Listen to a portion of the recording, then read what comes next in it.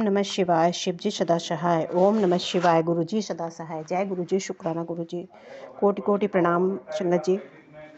संगत जी, शिव महापुराण रुद्र संहिता भाग 5 का 11 से 12 अध्याय चल रहा है।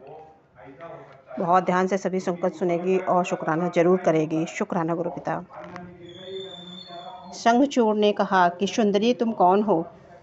किसकी पुत्री हो? तुम कहाँ यहाँ चुपचाप बैठकर क्या कर रही हो? यह सारा रहस्य मुझे बताओ। सनत कुमार कहते हैं कि मुनि शंखचूड़ के ये वचन सुनकर तुलसी ने उनसे कहा कि तुलसी बोली, मैं धर्मध्वज की तपस्विनी कन्या हूँ और यहाँ तपोवन में तप कर रही हूँ। आप कौन हैं? सुखपूर्वक अपने अविष्ट स्थान को चले जाइए, क्योंकि नारी जाति ब्रह्मा आदि को भी मुँह में डाल देने वाली होती है। यह विषतुल्य निंदनीय दोष उत्पन्न करने वाली माया रूपिणी तथा विचारशीलों को भी श्रृंखला से सम्मान जकड़ लेने वाली होती है। सनत कुमार कहते हैं कि महेश तुलसी जब इस प्रकार रस भरी बातें कहकर चुप हो गई, तब उसे मुस्कुराती हुई देखकर शंखचूड़ ने भी कहना आरंभ किया। शंखचूड़ बोले, देवी, तुमने जो बात कही है वह सारी की सारी मिथ्या हो ऐसी बात नहीं है। इसमें कुछ सत्य है और कुछ असत्य भी। इसका निवारण मुझसे सुनो। शुभो ने जगत में जितनी पवित्र पतिव्रता नारियां हैं उसमें तुम अग्रणी हो। मेरा तो ऐसा विचार है कि जैसे मैं पाप बुद्धि कामी नहीं हूँ, उसी प्रकार तुम भी काम परायणी धीना नहीं हो। फिर भी इस समय मैं ब्रह्मा जी की आज्ञा से तुम्हारे समीप आया हूँ और गंधर्व विवाह की विधि से तुम्हें ग्रहण करूँगा। भद्रे, क्या तुम मुझे नहीं जानती हो अथवा तुमने कभी मेरा नाम भी नहीं सुना? अरे, देवताओं में भगदड़ डालने वाला शंखचूड़ मैं ही हूँ। मैं दनु का वंशज और दंभ नामक दानव का पुत्र हूँ। पूर्व काल में ही श्री हरि पार्षद हैं। मेरा नाम सुदामा गोप है। इस समय मैं राधिका जी के शाप से दानवराज शंखचूड़ होकर उत्पन्न हुआ हूँ। ये सारी बातें मुझे ज्ञात हैं, क्योंकि श्री कृष्ण के प्रभाव से मुझे अपने पूर्व जन्म का स्मरण बना हुआ है। सनत कुमार जी कहते हैं कि सुनिए, तुलसी के समक्ष यूं कहकर शंखचूड़ चुप हो गया।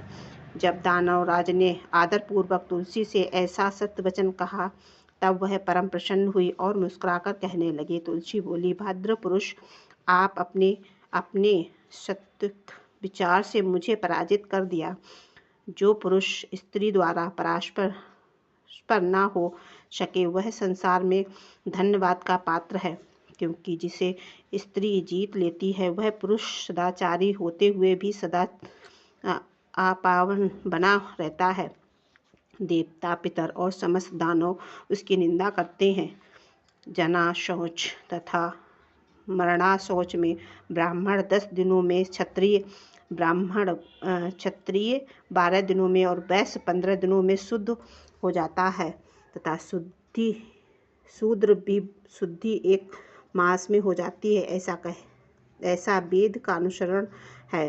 परंतु स्त्री की पराजय हुए पुरुष की शुद्धि चित्त दहा के अतिरिक्त अन्य किसी प्रकार से संभव नहीं है। इसी प्रकार उसके पितर उसके द्वारा दिए गए पिंड, तर्पण आदि को भी इच्छापूर्ण ग्रहण नहीं करते हैं तथा देवता भी उसके द्वारा अर्पित किए गए पुष्प, फल आदि को स्वीकार नहीं करते। जिसका मन स्त्रियों द्वारा आहत होता जाता है उसके ज्ञान, उत्तम तप, होम, पूजा विधि और दान से क्या लाभ, अर्थात उसके ये सभी निष्फल हो जाते हैं। मैंने आपके विद्या, प्रभाव और ज्ञान की जानकारी के लिए भी आपकी परीक्षा ली, क्योंकि कामनियों को चाहिए कि वह अपने मनोनीत कांति की परीक्षा करके ही उसे पति रूप में वरण करें।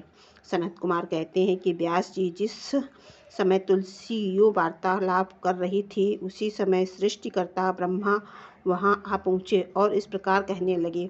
ब्रह्मा ने कहा, शंखचूड़, तुम इसके साथ क्या व्यर्थ में वाद विवाद कर रहे हो? तुम गंधर्व विवाह की विधि से इसका पारिग्रहण करो, क्योंकि निश्चय ही तुम पुरुष रत्न हो और यह सती साध्वी नारियों में रत्न स्वरूपा। ऐसी दशा में तुम निपुणता का निरूपण के साथ समागम गुणकारी ही होगा। तो फिर तुलसी के यूं लक्ष्य करके बोले, सती साध्वी तुलसी, तू ऐसे गुणवान कांत की क्या परीक्षा ले रही है?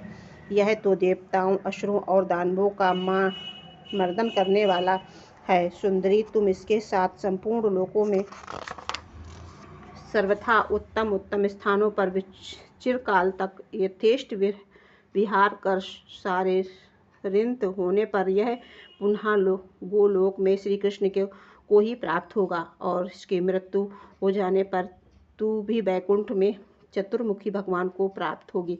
सनत कुमार कहते हैं कि मुनि इस प्रकार आशीर्वाद दे ब्रह्मा अपने धाम को चले गए। तब दानव शंखचूड़ ने गंधर्व विवाह की विधि से तुलसी पारिग्रहण किया, तो यूँ तुलसी के साथ विवाह करके वह अपने पिता के स्थान को चला गया और मनोरम भाव से उस रमणीय के साथ विहार करने लगा। जय गुरु जी, शुक्राना गुरु जी, अनंत कोटि शुक्राना। गुरु पिता अपनी सभी संगत के कष्ट दूर करना और उनको बहुत बहुत ब्लेसिंग देना। अनंत कोटि शुक्राना गुरु पा, अपनी बेटी को इतने दर्शन देने के लिए। शुक्राना गुरु पिता, अनंत कोटि शुक्राना। जय गुरु जी, शुक्राना गुरु जी।